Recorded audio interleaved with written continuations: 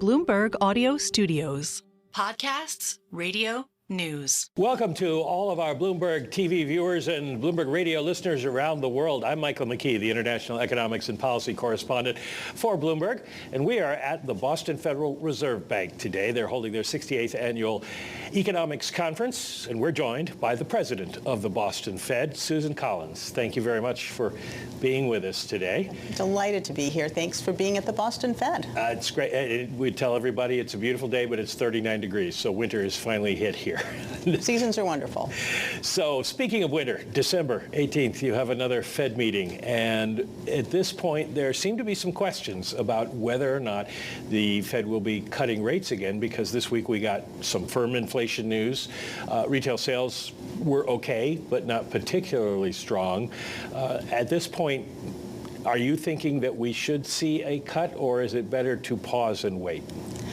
So I think it's important to say there's no preset path. I do see rates as still in the restrictive range, which means that over time some amount of easing will be appropriate. But the economy's in a very good place right now, and inflation's coming back down to target. The labor markets are healthy. We're seeing solid growth.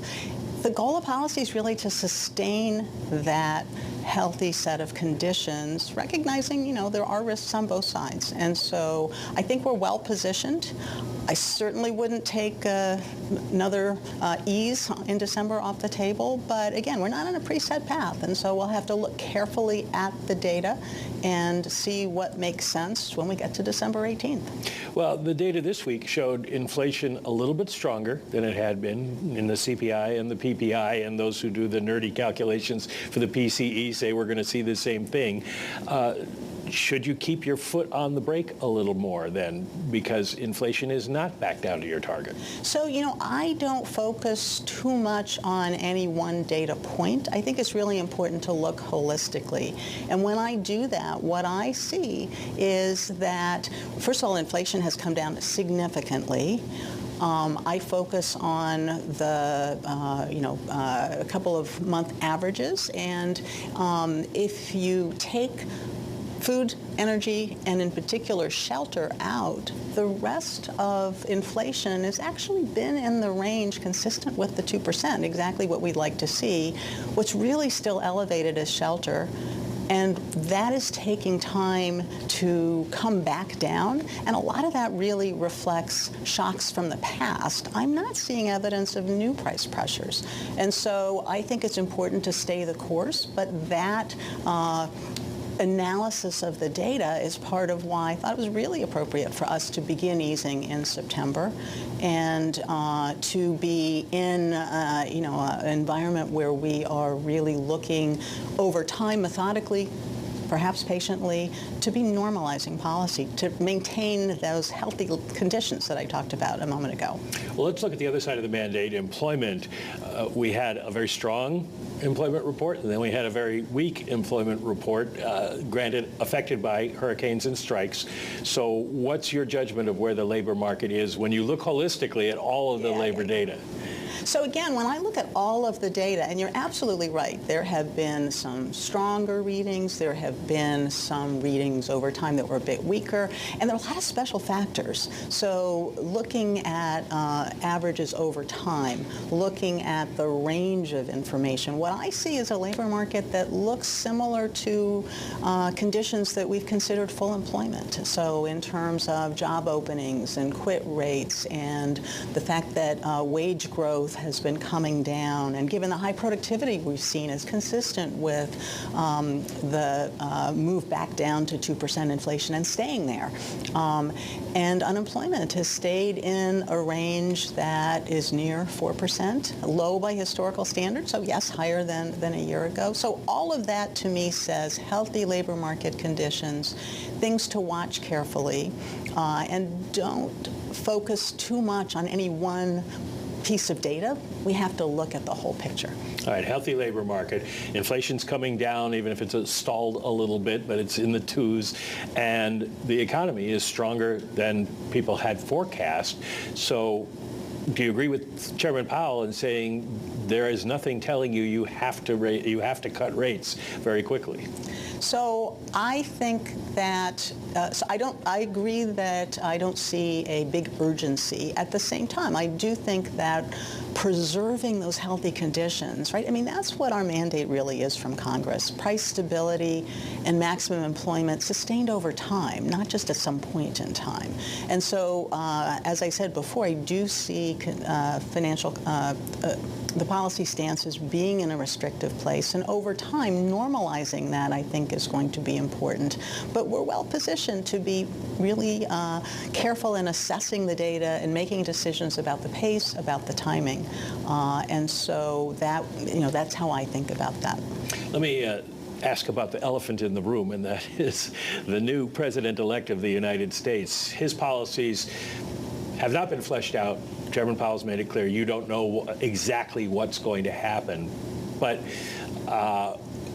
do you expect that something in whatever his fiscal plans are will affect the economy, and you will have to take another look, say, at what your economic projections are and what the dot plot projections are for 2025? You know, as we get information about the economy, certainly that includes about fiscal policy, of course it's really important to factor that in. And there are lots of things we look at. Fiscal policy is certainly one of them. But I don't want to speculate on what policies that haven't been enacted or implemented might look like.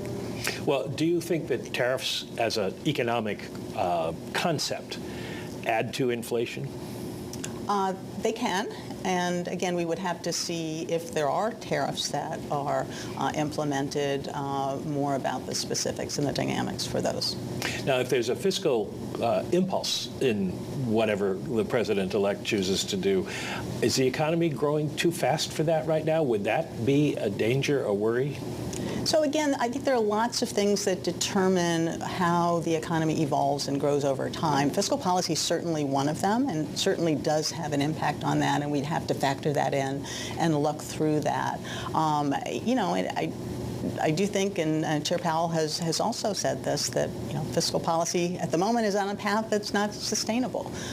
But again, when we make our policy decisions to focus on our mandate from Congress, it's really based on the data that we have available and the analyses and the assessments that we can do on that basis. As far as I know, President-elect Trump has never threatened to fire you, but I wanted to ask, what is, in your mind, the relationship between the Federal Reserve and the executive branch? So what I would say is that the Fed is structured by Congress as an independent body, and that is important in terms of the ability for us to do our job well. There's a lot of analysis that shows that independent central banks are more effective at keeping inflation low and stable. And we have really seen how important it is to keep inflation low and stable in terms of the impact the higher prices past inflation have had. And so, I think that is a very good structure to enable us to do our jobs well. So the things that come across social media are basically just noise in the background to you as a policymaker? I am very focused on doing my job, and there is more than enough to keep me very focused and very busy. Now, the people you can't see them, I can see them out there, all the traders on their knees going, tell us when you're going to do this sort of thing.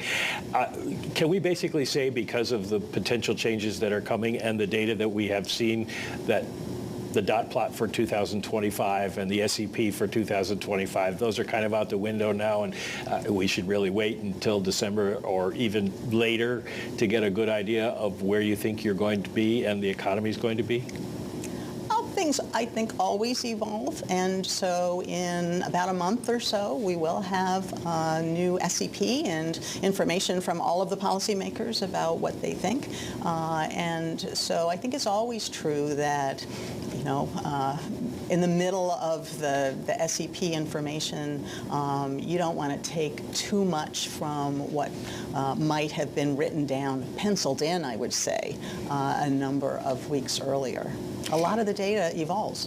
What are the people who in these tall buildings around us, all the corporate leaders in your district, telling you about how they see the economy going forward and their plans? Yeah, and I appreciate you asking about that. I think one of the really important things that I do, that my colleagues do, is talk to people across the economy in lots of different sectors. So being out and about throughout New England. And what I'm hearing is pretty consistent with what I said at the outset, that people are cautiously optimistic. They see an economy that seems resilient. Labor markets have moved into much more normal conditions relative to the kind of unsustainable, more overheated conditions from a year or more ago. And the price pressures really have abated considerably. So that's all very consistent. But of course, the aggregate data masks a range of different specifics across individual firms and sectors and regions. And it's really, I think, helpful to hear all of that and pull the qualitative information together with the statistics. One last question at your conference. It's on financial technology this year, and the Boston Fed's been in the middle of financial technology. And just coincidentally, coming up at the top of the hour, we have our Bloomberg Technology Show. Perfect. So let me ask you, a lot of tech talk over the last 5, 6, 7 years has been tech talk. How fast are we going to see some sort of impact on the average person from new payment systems? I realize you have FedNow in place, but how fast are people going to say, hey, this is something different? And are we going to see any kind of digital currency adoption, whether it's private or government, in the next few years? So, the impacts of technology have many, many dimensions, and I think we're already seeing some impacts in terms of the roles that fintech are playing across our economy in different ways. And the conference today and tomorrow is intended to really bring experts together who have knowledge and done analysis from different vantage points to see, as we put together the things we know, what are some of the things we don't know and need to know better. And so what we're really focusing on is a number of different themes, including financial inclusion. What are some of the implications of the innovations for access to financial services? And then also, what are some of the implications of technological innovation for the transmission of monetary policy, for our supervision and regulation of financial institutions, and also for financial stability? So thinking about both the opportunities and the risks. And I think we are already seeing some of those implications, but it's still unfolding, it's complicated, and it's moving pretty quickly.